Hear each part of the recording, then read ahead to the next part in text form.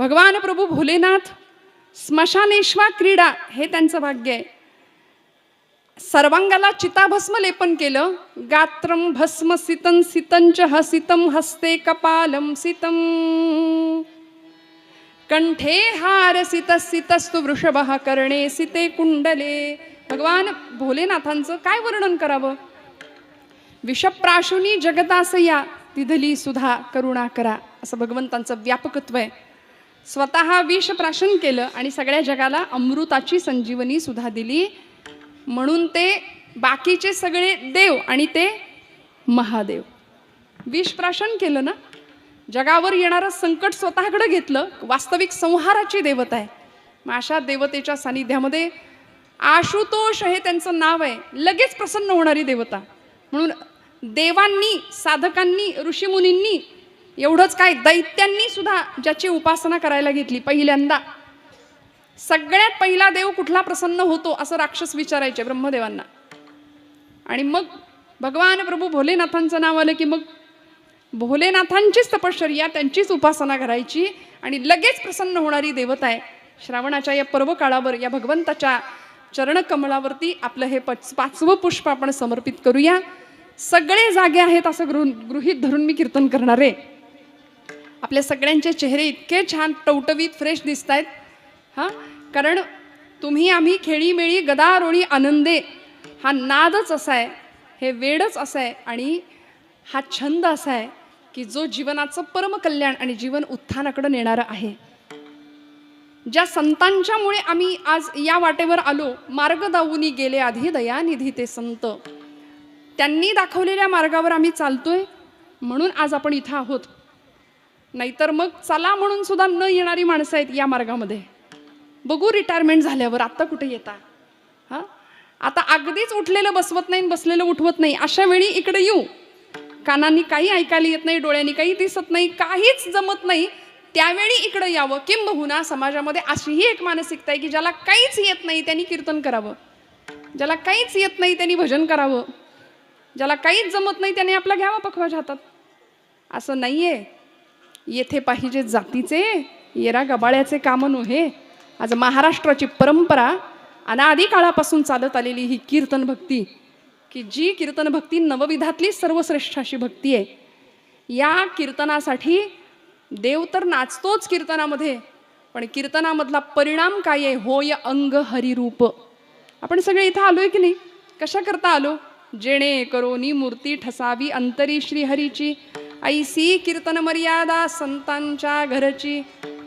भक्ती ज्ञाना विरहित गोष्टी इतरा न कराव्या,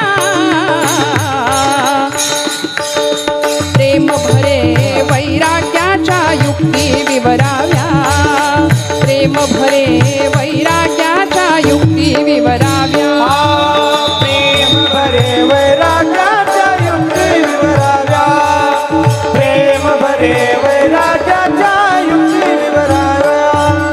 सगुण चरित्रे परम पवित्रे सादर वर्णावी,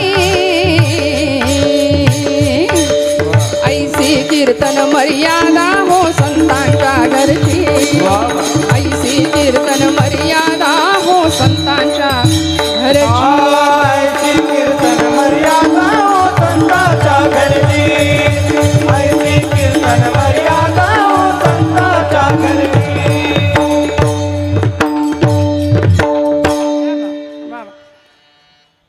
ही मर्यादा. मग 1.5-2 तासाच्या कीर्तनामध्ये तुमच्यासह माझी जबाबदारी, आपल्या सगळ्यांची एक जबाबदारी आहे की हृदयात देव आला पाहिजे, देव आला पाहिजे. आणि आज कालपर्यंत आपण मोठमोठ्या लोकांची चिंतनं ऐकलेली आहेत.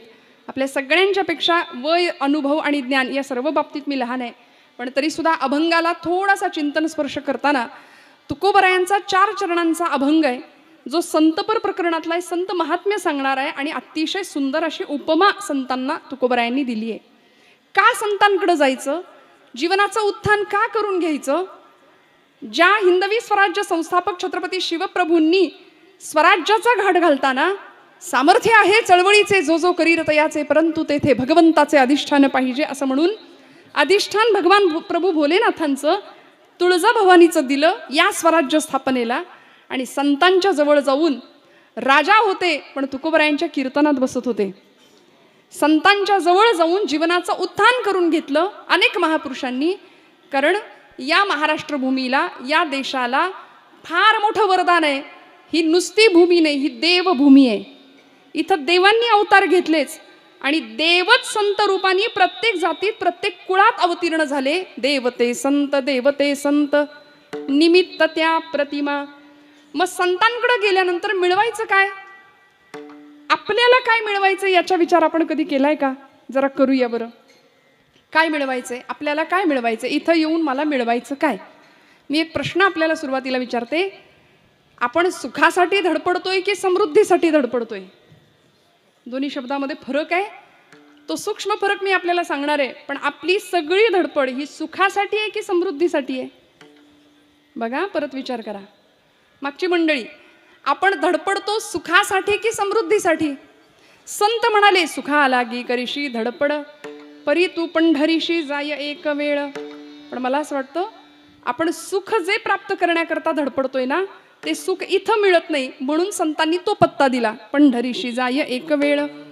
आपण धडपडतोय समृद्धी करता, भौतिक समृद्धी, ऐहिक भौतिक सगळं आपल्याला मिळवायचंय आणि सगळ्यामध्ये वाढ व्हावी असं आपल्याला वाटतंय. व्हावी ना? बँक बॅलन्स वाढला पाहिजे की कमी झाला पाहिजे? वाढला पाहिजे. आमची गुंतवणूक वाढली पाहिजे. पहिला पै गाठी मारून पैसा सगळा सेव्हिंगला जातो. उष्ट्या हाताने कधी कावळा, जुनी माणसं म्हणायची, कावळा सुद्धा हाकलत नाही हा माणूस उष्ट्या हाताने. का नाही हो? देवाचा नाही, देशाचा नाही, समाजाचा नाही, कुठलाच विचार नाही, धर्माचा विचार नाही. सरकारने धोरणं राबवावीत, पाणी अडवा पाणी जिरवा. पण आम्ही जरा उलट केलं, आम्ही ह्याची अडवा आणि त्याची जिरवा असं काहीतरी धोरण अवलंबलं. जुन्या काळी दूरदर्शन चॅनलवर, सह्याद्री वाहिनीवर ब्लॅक अँड व्हाईट टीव्ही, आणि ते गाणं लागायचं, आमची माती आमची, अशीच होती ना चाल, आहे की नाही? म्हणलं बरोबर आहे, आमची माती आमचीच माणसं करायला निघाली आहेत आज. नाही कळलं? आमची माती आमचीच माणसं करतायत. मग कुठे चाललो आम्ही? रसातळाला. आम्ही समृद्धीच्या दिशेने धावतो. वखवख वाढत चालली आहे, प्रत्येक गोष्टीची ईर्ष्या वाढत चालली आहे आणि सतत वाढ व्हावी. गुंठ्यावर नाही थांबायचंय, आम्हाला गुंठा वाढला पाहिजे, एकर वाढले पाहिजेत. 3 मजली घर बांधलं तरी 4 वरती गज शिल्लक ठेवतो का? पुढं मागं वाढलं पाहिजे. असंच आम्ही विचार करतो की नाही? वाढलं पाहिजे, सगळ्यामध्ये वाढ पाहिजे आपल्याला. पण आम्ही असा कधी विचार करतो का की आज किंवा रोजच सकाळी मी उठल्याबरोबर ज्ञानेश्वरीच्या 100-200 ओव्या वाचते. आणि काटोपायचं, स्नान करायचं, 100-200 ओव्या मी आपलं वाचते आणि मगच पाण्याचा घोड घेतो किंवा घेते. बरोबर आहे ना? नाही का? रोज आपण 200 ओव्या, 100 ओव्या, 5 ओव्या, 10 ओव्या, रोज काहीतरी नित्य नैमित्तिक कर्म आम्ही करतो. माऊली म्हणतात, नित्य नेम नामी ते प्राणी दुर्लभ. पण ज्यांच्याकडे नित्य आणि नियम सुद्धा आहे, लक्ष्मी वल्लभ तया जवळी, लक्ष्मीचा वल्लभ, तो आला की लक्ष्मी सुद्धा आपोआपच येणार आहे, सगळं येणार आहे. पण नित्य नैमित्तिक कर्म करत असताना आपल्याला असं वाटतं का की आता मी 4 ओव्या किंवा 10 ओव्या जर वाचत असेल तर याच्यामध्ये मला वाढ केली पाहिजे. आपण जर हरिपाठ करत असू तर उद्यापासून अजून विष्णू सहस्रनामाचे जोड त्याला देऊ आणि आपली उपासना वाढवूया.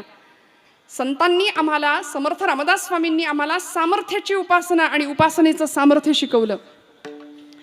उपासना ज्यावेळी आम्ही करतो त्यावेळी एक वलय तुमच्या माझ्या बाजूला, एक अत्यंत सकारात्मक शक्तींचं निर्माण होतं.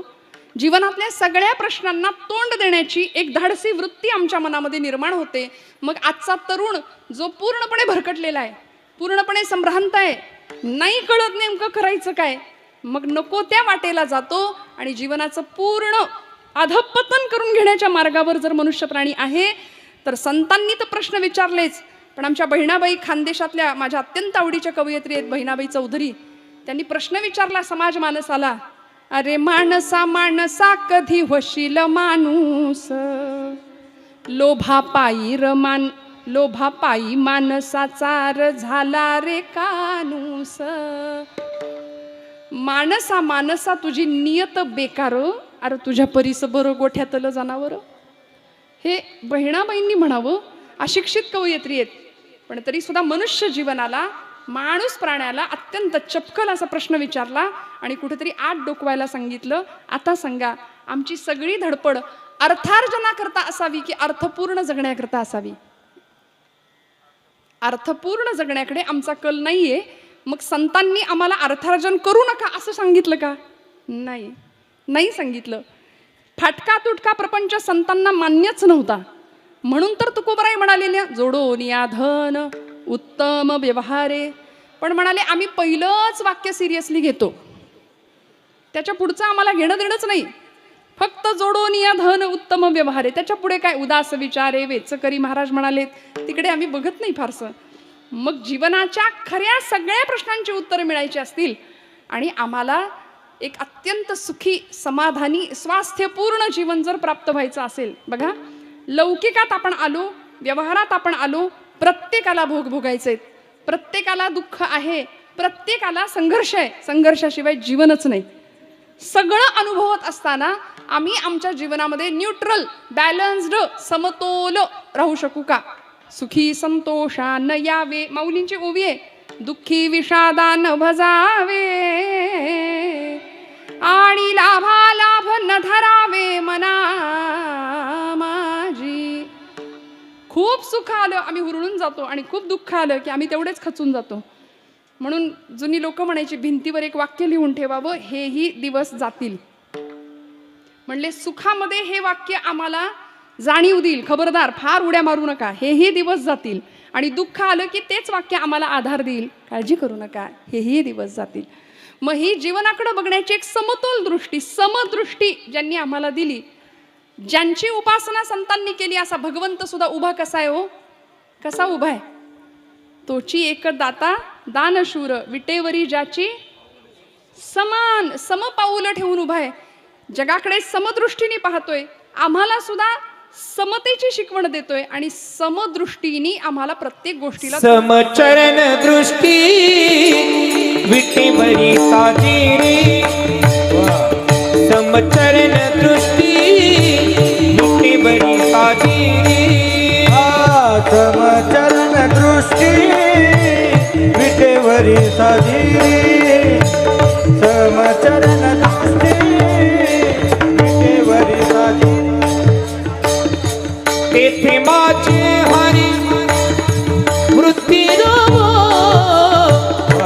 तेथे माझी वृत्ती रवो आणि कल लगे माईक पदार्थ आणि कल लगे माईक पदार्थ. तेथे माझे हारी वृत्ती रवो, तेथे माझे हारी वृत्ती रवो आणि कल लगे माईक पदार्थ.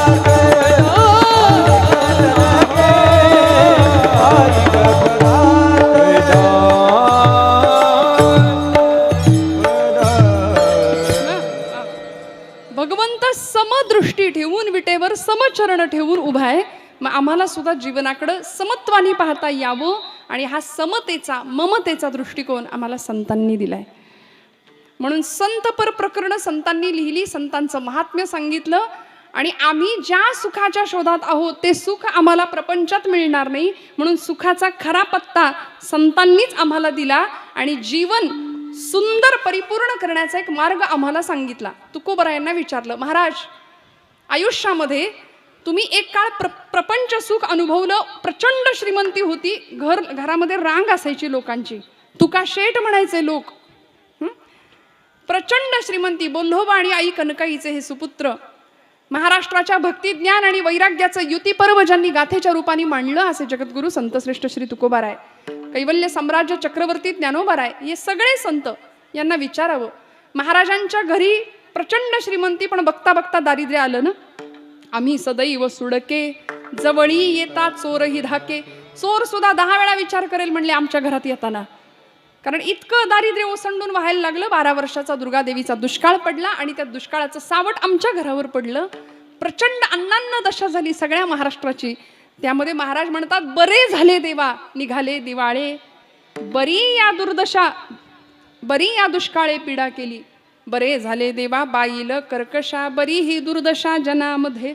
बरं झालं देवा. आपल्याला असं वाटतं का हो?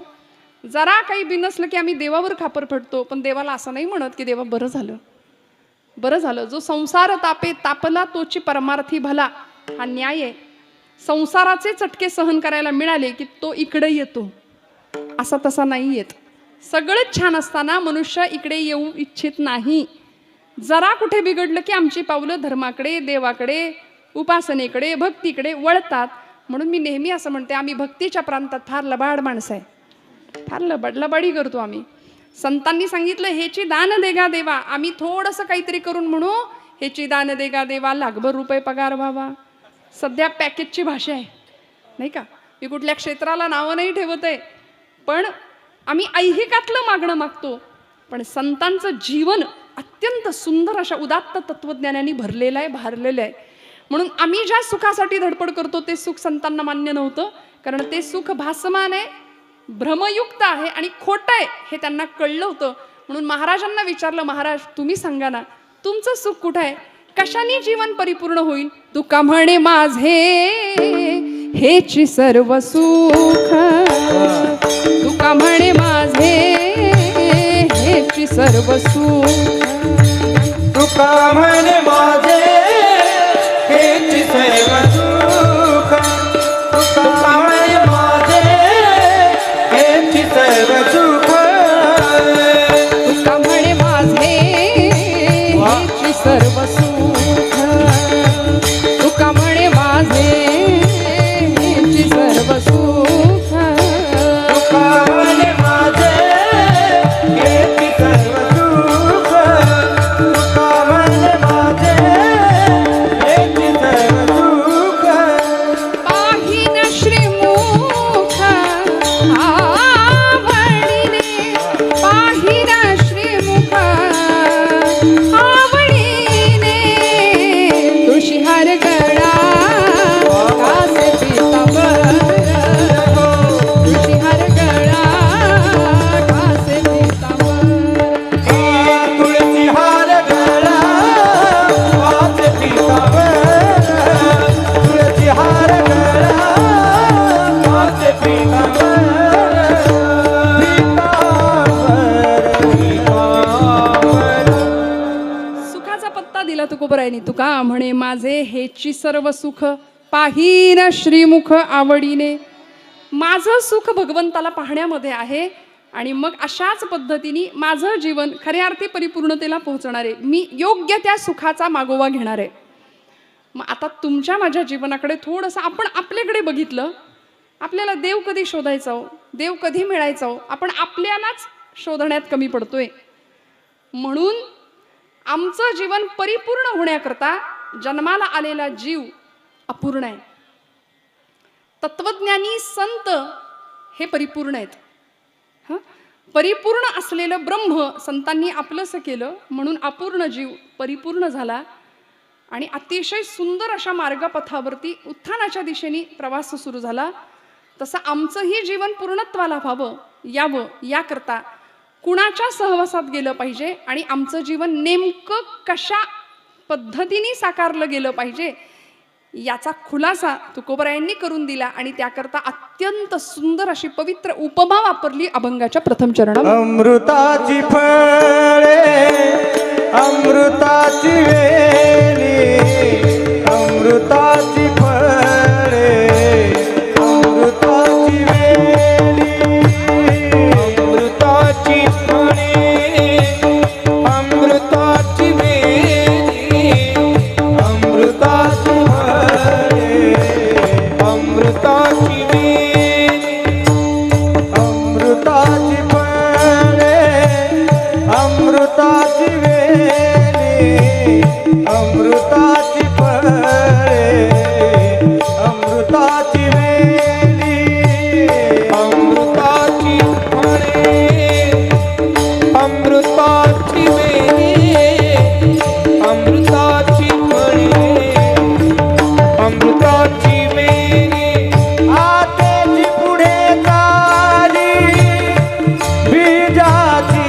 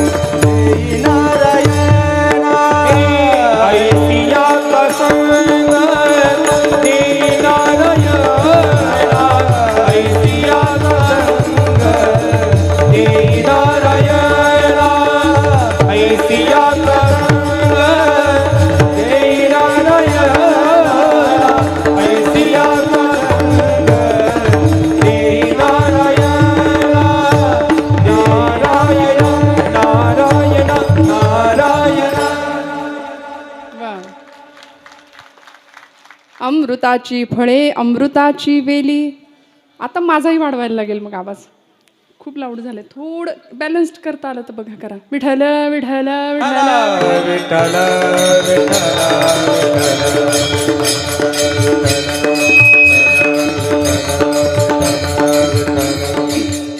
अमृताची फळे अमृताची वेली, तेची पुढे चाली बीजाचीही. ऐसियांचा संग देई नारायणा, ओलावा वचना जयाची या.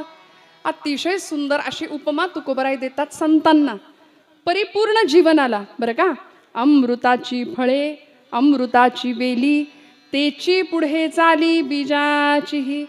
महाराजांचं म्हणणं आहे, अमृताच्या वेलीला अमृताचंच फळ येतं आणि त्याच प्रकारच्या बीजाचा उत्तरोत्तर विकास होत राहतो. जागे आहेत ना आपण सगळे? वेल कुठली आहे? अमृताची. वेल अमृताची आहे, मग फळही कारल्याचं येईल का? नाही ना, अमृतासारखंच येणार आहे. मग अशी वेल असेल तर बीज अमृताचं असेल आणि त्याच बीजाचा उत्तरोत्तर विकास होत राहणार आहे.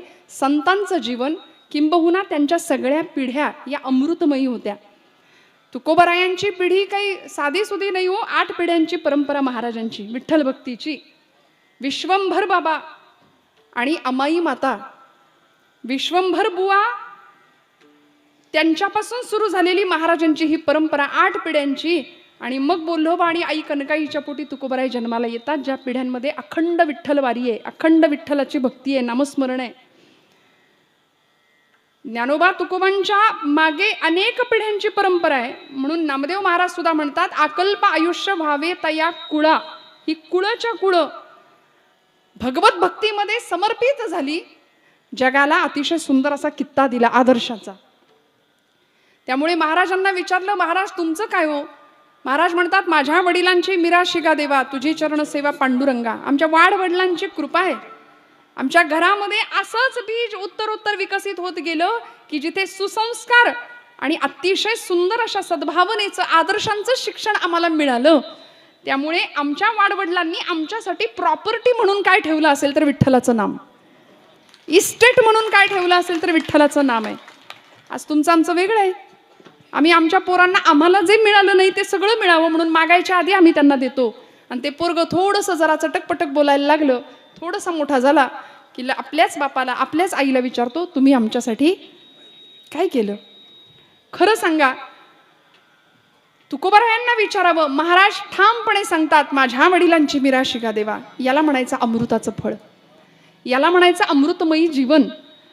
अनेक लोकोत्तर महापुरुषांनी या महाराष्ट्राच्या भूमीला किंवा या देवभूमीला आपल्या सद्विचारांनी सिंचित केलंय. ही भूमीच देवांची आहे, ही भूमी संतांची आहे. आणि इथे सद्विचारांचं सिंचन झालं. आमच्याकडे पाश्चिमात्यांचा एवढा प्रभाव झालाय की आम्ही भरकटल्यासारखे जगतोय. आता शिक्षण पद्धती आमची बदलली आहे. इंग्रज जेव्हा भारतामध्ये पहिल्यांदा आले ना, त्यावेळी लॉर्ड मेकॉले नावाचा शिक्षणतज्ञ इंग्रजांच्या बरोबर इथे आला होता.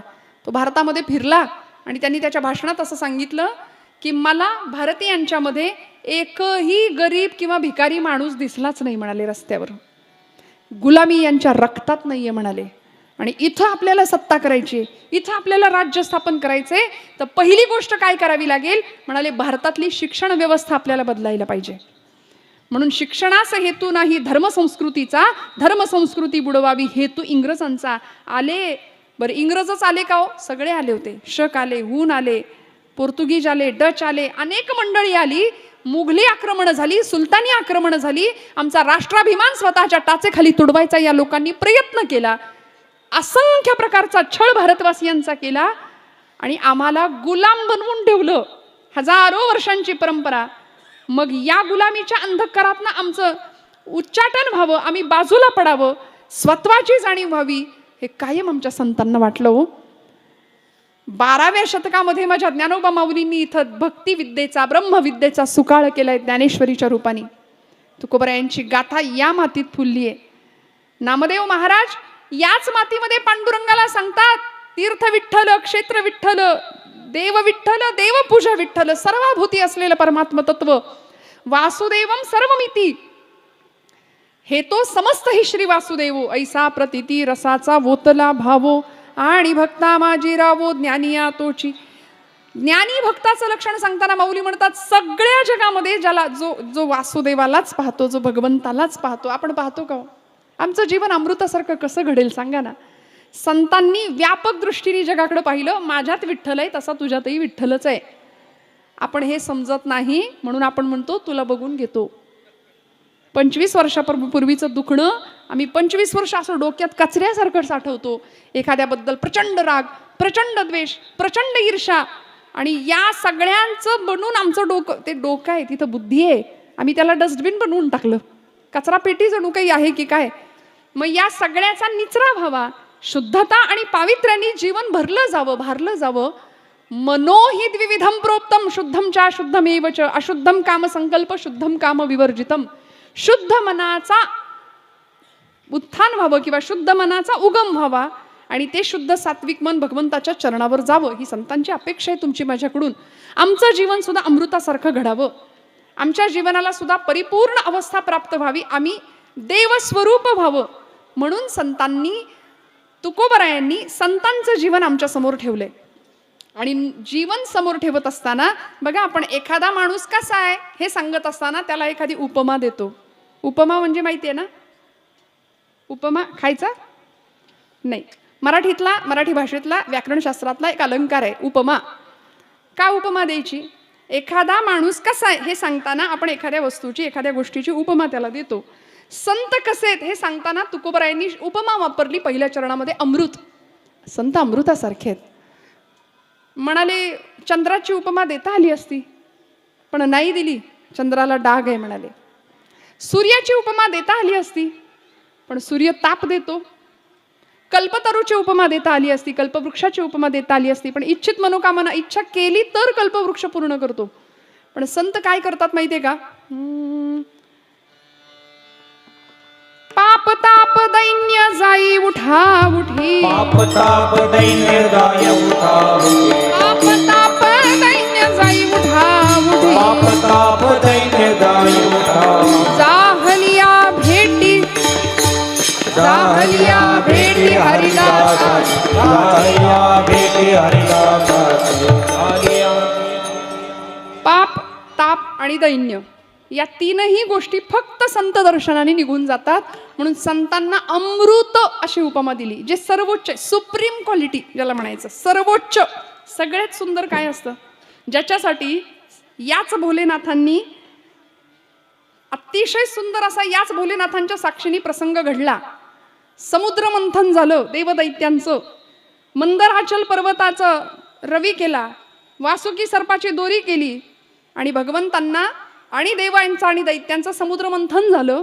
त्याच्यातून अनेक रत्न बाहेर आली, 14 रत्न या समुद्र मंथनातून बाहेर आली. लक्ष्मी कौस्तुभ पारिजात कसुरा, मी म्हणणार नाही, काळजी करू नका, लगेच अगदी सगळ्यांना आपलं आपलं आठवलं असेल नाही का. 14 म्हणजे मी आपण आता अभ्यास पूर्ण पद्धतीने जर बघायचं झालं तर आपल्याला ही 14 रत्न कुठं मिळतात, तर म्हणे मंगलाष्टकात ऐकायला मिळतं. ही सगळी समुद्र मंथनातनं 14च्या 14 रत्न बाहेर पडली. त्याच्यामध्ये हलाहल असं विष नाही का, जहरी विष बाहेर पडलं. ते भगवान भोलेनाथांनी प्राशन केलं, आपण ऐकलं, आणि त्यातून अमृत बाहेर पडलं. त्या अमृताला प्राप्त करण्याकरता सगळ्यांच्या मध्ये भांडणं, देवदैत्यांच्या मध्ये, आणि मग भगवंतांना मोहिनी अवतार घ्यावा लागला या प्रसंगामध्ये. मग ते अमृत देवांनाच प्रदान व्हावं, देवांनाच प्राप्त व्हावं, याकरता किती मोठा सगळा घाट घालावा लागला. मग हे अमृत दुर्लभ आहे, हे अमृत दुर्मिळ आहे, पण संतांकडे बघावं, अमृताचा साठा आहे जीवनामध्ये. संतांच्या सहवासात गेलो, आपलं जीवन अमृतासारखं पवित्र होणारे, मधुर होणारे, मांगल्यमय होणारे. म्हणून म्हणाले, अमृताची फळे, अमृताची वेली, तेची पुढे चाली बीजाचीही.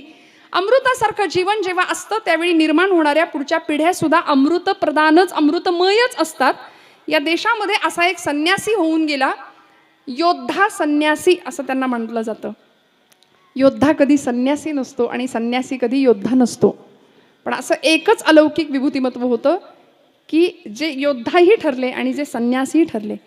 हिंदू धर्माचं तत्वज्ञान जगाच्या पातळीवर जाऊन अमेरिकेतल्या शिकागो धर्म परिषदेमध्ये अमेरिकेतल्या माझ्या बंधू आणि भगिनींनो असं म्हणून विश्वबंधुत्वाचं नातं सगळ्या जगाला सांगणारे लहानपणीचे नरेंद्र आणि मोठेपणीचे स्वामी विवेकानंद.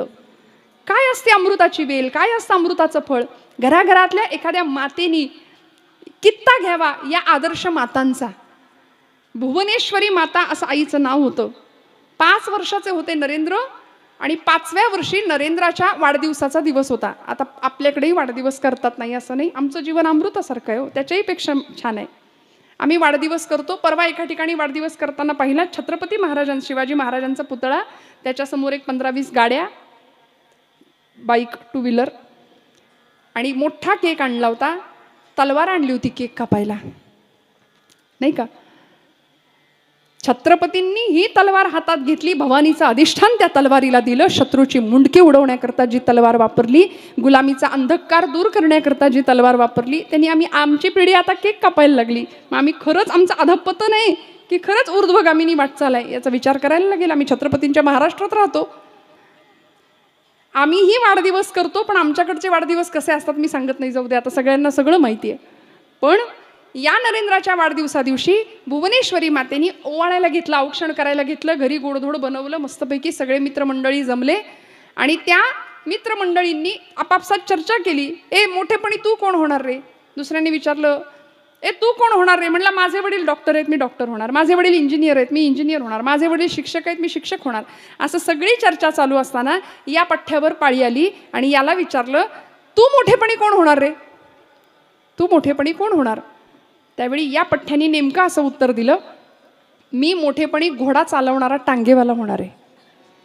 उत्तर होतं, मी मोठेपणी घोडा चालवणारा टांगेवाला होणार आहे. आणि उत्तरेकडचा एक शब्द आहे, त्याला कोचमन असं म्हणतात. कोचमन, टांगा जो हाकतो ना, आणि त्या टांग्याचा तिकडचा शब्द आहे बग्गी. बग्गी म्हणतात, कारण त्याच्यामध्ये जो घोडा हाकणारा माणूस आहे तो असा उंचावर असतो आणि मागे पाहुणा जो कोण बसणार आहे तो खाली असतो उंचीने.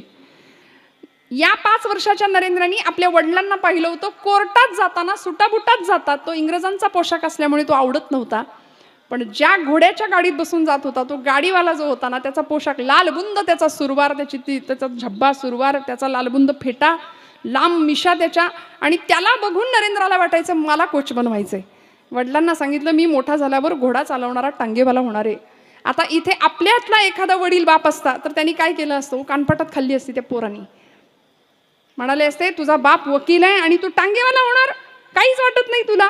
पण मायबाप काय असतात, अमृताची वेल काय असते बघा. भुवनेश्वरी माता सांगते, बाळा तुला टांगेवाला व्हायचं आहे ना? हो, माझी काही हरकत नाही. पण घरामध्ये मोठा एक फोटो होता, चित्र होतं.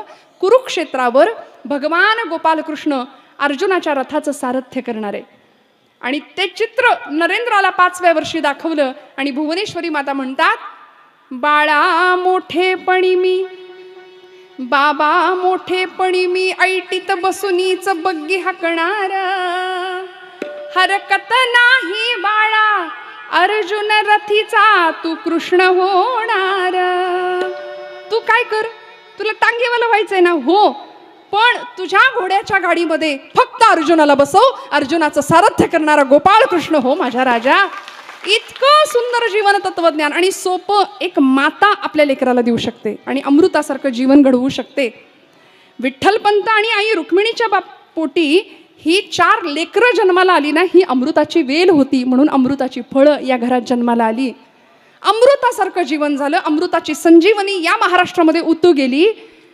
ज्या दिवशी पैठणच्या ब्रह्मवृंदांनी निर्णय दिला होता सगळ्यांना की लेकरांना जर संन्याशाची पोरं म्हणून विटंबना नको असेल, जीवन चांगलं जगायला हवं असेल, तर आई बापाला देहांत प्रायश्चित्त घ्यावं लागेल.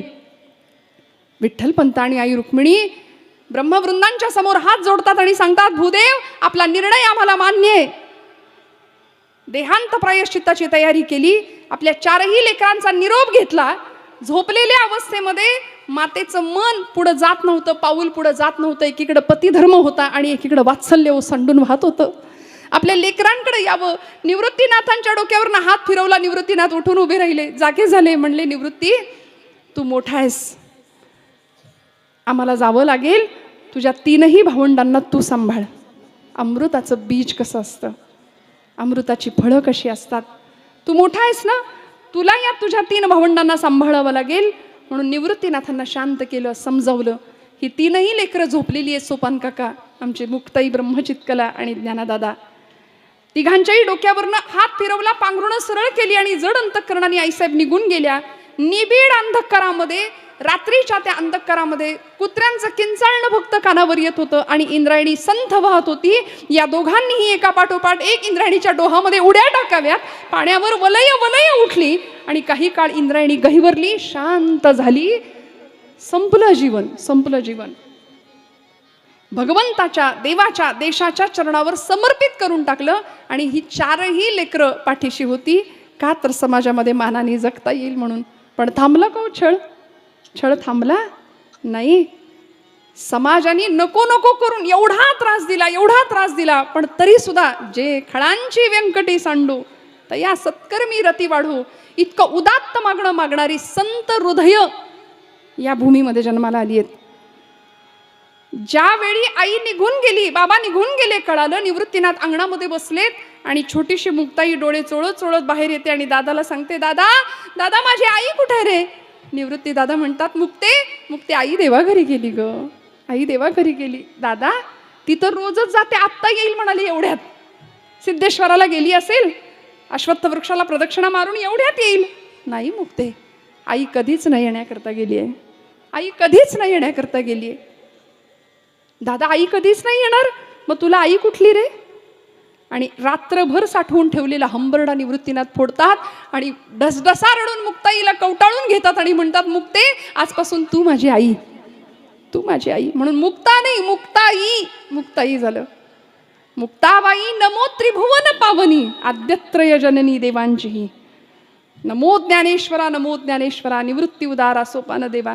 ब्रह्मचितकला होती, बहीण म्हणून जन्माला आली, पण आई झाली सगळ्या 3ही भावंडांची. ही लेकरं ज्या एका विरक्त असलेल्या जोडप्यानी, भक्तीचं साक्षात मूर्तिमंत प्रतीक म्हणजे आमची रुक्मिणी माता होत्या आणि वैराग्याचं साक्षात प्रतीक म्हणजे विठ्ठलपंत होते. ही अमृताची वेल होती, म्हणून अमृताचं फळ या भूमीत जन्माला आलं. या भूमीला एक राजमाता मिळाली. असे अनेक उदाहरण आपल्याला सांगता येतात श्रोते हो. ज्या मातेनी आपल्या 50 वर्षाच्या दीर्घ राजकारणाचा अनुभव आपल्या सुपुत्राच्या गर्भापासून त्याच्या रक्तात पेरला होता, गर्भापासून. आणि 5व्या वर्षी त्याच्या डोळ्यामध्ये स्वराज्याचं अंजन घातलं आणि 5व्या वर्षी आपल्या लेकराला विचारलं होतं, राजा या पुण्याच्या भूमीमध्ये इथं वाडा नाही, घोडा नाही, सगळं स्मशान झालंय, पुण्याचं मसनवट झाली. आपल्याच लोकांनी आपल्याच भूमीवर गाढवाचा नांगर फिरवलाय. इथं आपल्या बाया बापड्यांच्या कपाळावरचं कुंकू सुरक्षित नाहीये, देवळातला देव सुरक्षित नाही, वेदशाळेतला वेद सुरक्षित नाही. इथं स्वराज्य स्थापना करशील का रे? 5 वर्षाच्या बाळाच्या डोळ्यात स्वराज्याचं दिव्य स्वप्न पाहणारी माता ही या मातीतली अमृताची वेल होती. म्हणून तर राजे घडले, राजे लढले आपल्याला माहितीये. पण मी एक धाडसी विधान बऱ्याचदा करत असते की राजे कुठूनही अवतीर्ण झाले किंवा भवानी मातेने असा आशीर्वाद दिला आणि प्रगट झाले असं काही घडलेलं नाहीये. जिजाऊ माता जर या इतिहासाच्या कालपटावर आल्या नसत्या तर छत्रपतींचं घडणं झालं नसतं, हे इतिहासाला मान्य करावं लागेल.